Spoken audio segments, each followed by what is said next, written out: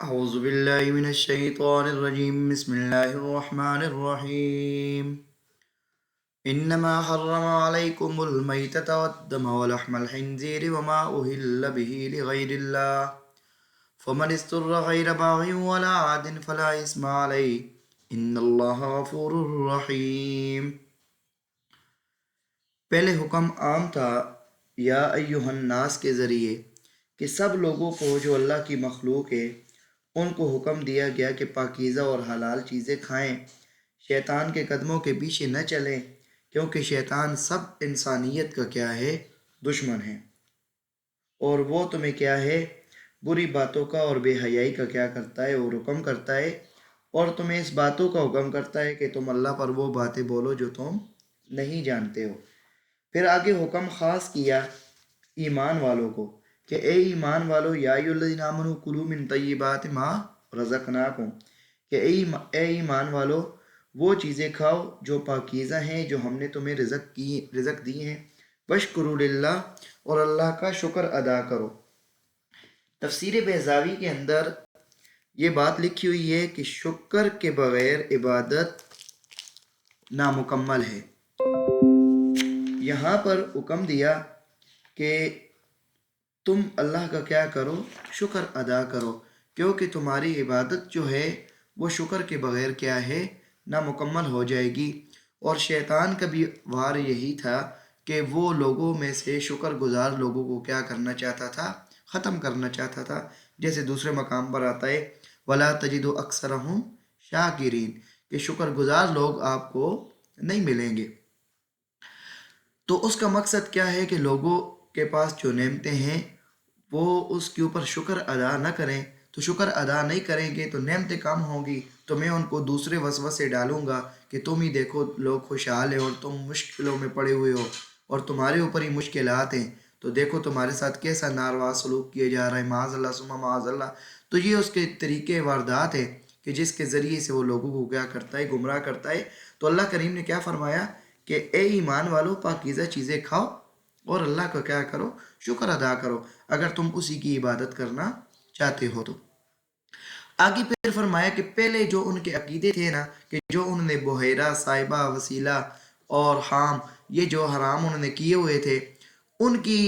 وہ حرام نہیں ہے بلکہ یہ چیزیں حرام ہیں۔ یہاں پر تمام حرام چیزوں کو بیان کرنا مقصود نہیں ہے، وہ باقی دوسرے مقام پر آئیں گے۔ یہاں پر صرف اور صرف جو ان کا عقیدہ تھا نا، کہ جو انہوں نے چاند چیزیں حرام کی ہوئی تھی، اس کی نفی یہ کہ وہ حرام نہیں ہے، حرام تو یہ چیزیں ہیں، ان سے بچو۔ پہلی کیا چیز تھی، مردار۔ مردار کہتے ہیں کہ جس کو ذبح صحیح شرعی طریقے سے نہ کیا گیا ہو اور وہ مر جائے، اور وہ زمین پر پائی جانے والی چیزیں ہیں۔ اب سمندر کے اندر جو مچھلی ہے یا ٹڈی ہے، وہ اس کا سمندر کا جو مردار ہے وہ کیا ہے، حلال ہے، بشرطے کہ اس کا گوشت وغیرہ خراب نہ ہو گیا ہو اور وہ خود تر کر اوپر نہ آ گئی ہو۔ والدم، اور دوسرے نمبر پر خون ہے، اور خون سے یہاں پر مراد کیا ہے، دم مسبوخہ ہے، جو اس وقت جس وقت کیا ہے، جیسے قرآن مقدس کی دوسری صورت کے اندر آتا ہے او دمم مسفوحا، کہ وہ خون جو ذبح کے وقت کیا ہے نکالا جاتا ہے، تو وہ خون کپڑوں پر لگ کے تو کپڑے ناپاک ہے اور اس کا استعمال کرنا بھی کیا ہے، حرام ہے۔ اس لیے علماء نے اتفاق کیا ہے کہ خون منجمد جو چیزیں ہیں، جیسے گردہ ہے، تلی ہے، کلیجی وغیرہ، یہ ساری چیزیں کیا ہیں، یہ حلال ہے، یہ ساری خون سے بنی ہوتی ہے۔ اس کے بعد تیسری صورت ہے ولحم الخنزیر۔ خنزیر کا گوشت جو ہے، اکثر لوگ چونکہ گوشت استعمال کرتے ہیں تو اس وجہ سے گوشت کا ذکر کیا، حالانکہ خنزیر کا سب کچھ کیا ہے، حرام ہے۔ وما اہل بہ لغیر اللہ، یہاں پر یہ چوتھی چیز ہے،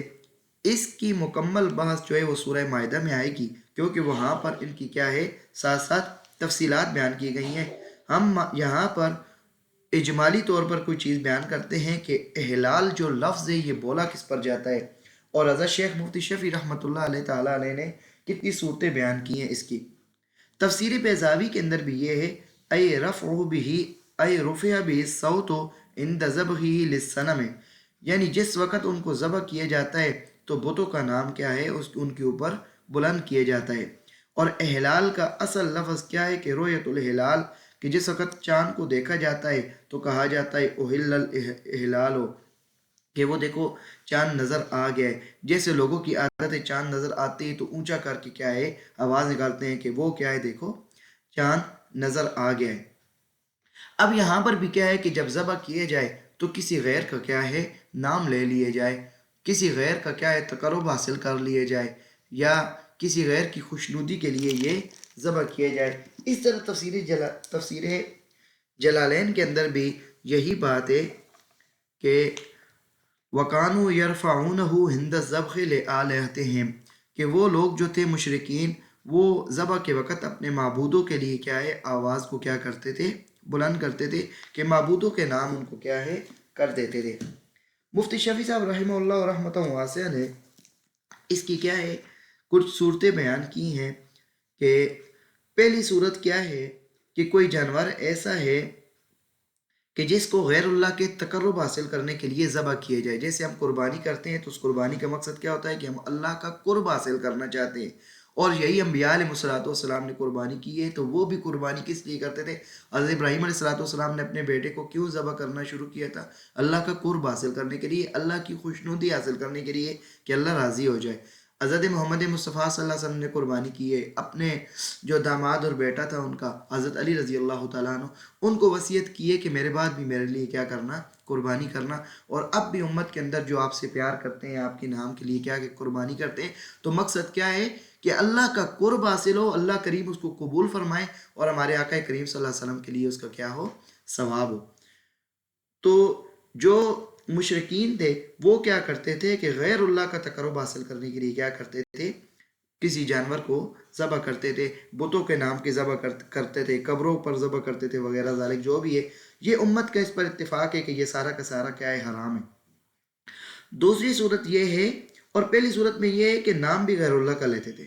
دوسری صورت یہ ہے کہ غیر اللہ کے تقرب کے لیے ذبح کرتے تھے، لیکن جس وقت خون بہانے کا وقت آتا تو اس پر نام اللہ کا لیتے تھے۔ تو یہ بھی تقرب چونکہ عبادت ہے، اس کو وہ غیر کے لیے کرتے تھے، تو اس وجہ سے یہ بھی کیا ہے حرام ٹھہرا، کیونکہ اللہ کا نام لینے سے جو ناپاک چیز ہے نا وہ پاک نہیں ہوتی۔ جس وقت ان کا عقیدہ خراب ہو گیا کہ یہ بکرا فلاں بت کے نام ہے، میں اگر ذبح کروں گا تو میری مشکلیں آسان ہو جائیں گی، تو یہ چیز ہو گئی ناپاک، خنزیر سے بھی بڑی کیا ہو گئی حرام ہو گئی۔ اب جو مرضی اس کے اوپر کر لو یہ پاک نہیں ہوگی، کیونکہ عقیدے کی وجہ سے یہ چیز کیا ہو گئی حرام ٹھہر گئی۔ یہ دو صورتیں ہو گئی۔ تیسری صورت یہ ہے کہ کسی جانور کو کان کاٹ دو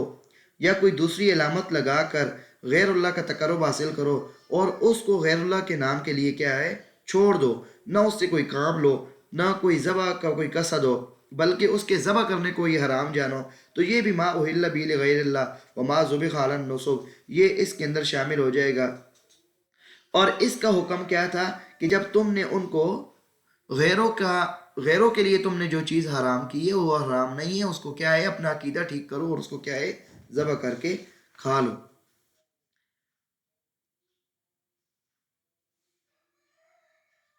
یہاں پر جو صورتیں بنتی تھیں حضرت شیخ رحمہ اللہ اور رحمۃ واسعہ نے ان کو کیا ہے تفصیل سے بیان کر دیا ہے۔ باقی اس کی تفصیل کیا ہے آ جائے گی سورہ مائدہ کے اندر۔ فمن استر غیر باغ ولا عاد، یہاں پر جو حالت اضطراری میں چلا جائے، حالت اضطراری کے اندر کیا ہے فمن استر غیر باغ ولا عاد، یہاں پر غیر باغ ولا عاد کی جو آسان سی تفسیر ہے وہ یہ ہے کہ اگر ایک بندہ حالت اضطراری کے اندر ہے کہ اگر وہ نہیں کھائے گا تو مر جائے گا، تو یہ حرام چیزیں کھانے کا وہ کیا کرتا ہے اس کی طرف وہ جاتا ہے، تو صرف اتنا کھائے جتنی ضرورت ہے اور بلا ضرورت نہ کھائے، یعنی شوق کے لیے نہ کھائے، زندگی بچانے کے لیے کھائے، اور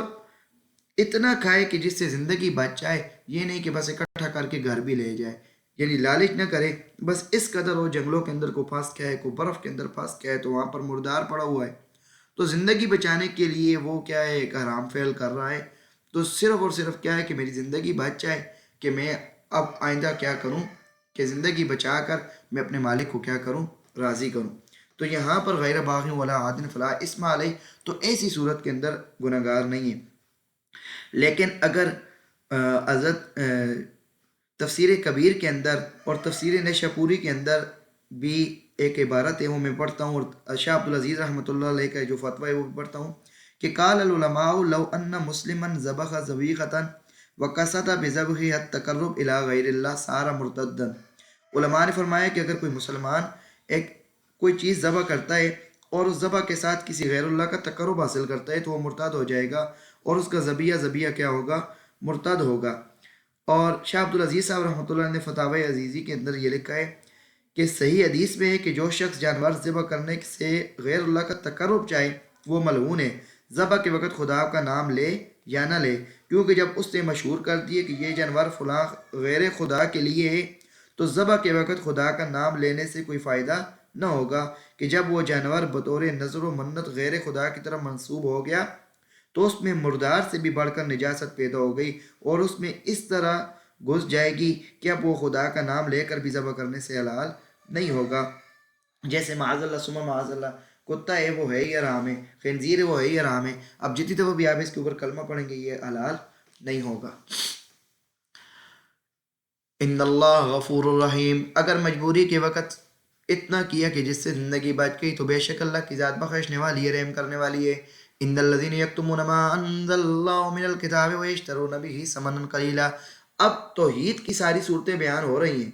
توحید قولی کے بارے میں بھی بیان ہو گیا ہے، فعلی کے بارے میں بیان ہو گیا ہے۔ یہود و نصارہ کو بھی یہ باتیں پتہ ہیں اور وہ چیزیں کیا ہے چھپاتے ہیں۔ اب اگر ہے مسلمانوں تم نے بھی اس کے اندر چھپایا تم نے یہ دین کے بات کو تو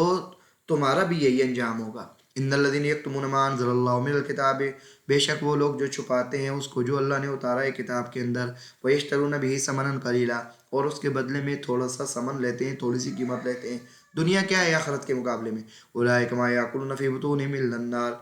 یہی لوگ ہیں کہ جو اپنے پیٹوں کے اندر سوائے آگ کے کچھ بھی نہیں کھا رہے، اپنے پیٹوں میں آگ لے کر جا رہے ہیں۔ ولا یکلمہم اللہ یوم القیامۃ، اور ان سے اللہ کریم اس قدر ناراض ہوں گے کہ قیامت کے دن ان سے بات تک بھی نہیں کریں گے۔ ولا یزکیہم، نہ ان کو پاک کریں گے۔ ولہم عذاب علیم، اور ان کے لیے دکھ دینے والا عذاب ہے۔ اولئک الذین اشتروا الضلالۃ بالہدی والعذاب بالمغفرہ، یہی لوگ ہیں کہ جنہوں نے خریدا ہے گمراہی کو ہدایت کے بدلے میں۔ ہدایت آ گئی، مسئلہ کھول کر بیان کرو، خوش ہوتا ہے تو فبیا، نہیں خوش ہوتا ہے تو جو اس کی مرضی ہے کرے، ناراض ہوتا ہے تو 100 دفعہ ہو۔ والعذاب بالمغفرہ، اور یہی لوگ ہیں کہ جنہوں نے خریدا ہے عذاب کو مغفرت کے بدلے میں۔ حق بات بیان کرتے تو مغفرت ہو جاتی، اب انہوں نے عذاب کو لے لیا۔ فما اصبرہم علی النار، تو یہ کیسے لوگ ہیں کہ انہوں نے صبر کیا ہے آگ پر۔ یہ کیسے عجیب سے لوگ ہیں کہ انہوں نے آگ پر کیا کر لیا ہے؟ صبر کر لیا۔ ذالک بان اللہ نزل الکتاب بالحق، یہ سزا اس لیے ہے کہ بے شک اللہ تعالیٰ نے حق کے ساتھ کتاب کو نازل فرمایا ہے۔ وَإِنَّ الَّذِينَ اخْتَلَفُوا فِي الْكِتَابِ لَفِي شِقَاقٍ بَعِيدٍ، اور بے شک وہ لوگ جو اختلاف کرتے ہیں کتاب کے مسئلے کے ساتھ، کتاب کے ساتھ، لفی شقاق بعید، دور کی مخالفت اور ضد میں پڑے ہوئے ہیں۔ تو یہ ان کے اندر کوئی اخلاص نہیں ہے، یہ دین کی بات سمجھنا نہیں چاہتے، یہ حق بات کو ماننا نہیں چاہتے، بلکہ لوگ یہ دور کی ضد کے اندر کیا ہے پڑے ہوئے ہیں۔ اللہ کریم عمل کرنے کی توفیق عطا فرمائے، اور ہمیں توحید کی جتنی بھی صورتیں ان پر عمل کرنے کی توفیق عطا فرمائے، اور شرک کے ہر کبھی فعل سے کیا ہے ہمیں محفوظ فرمائے۔ وآخر دعوانا الحمدللہ رب العالمین۔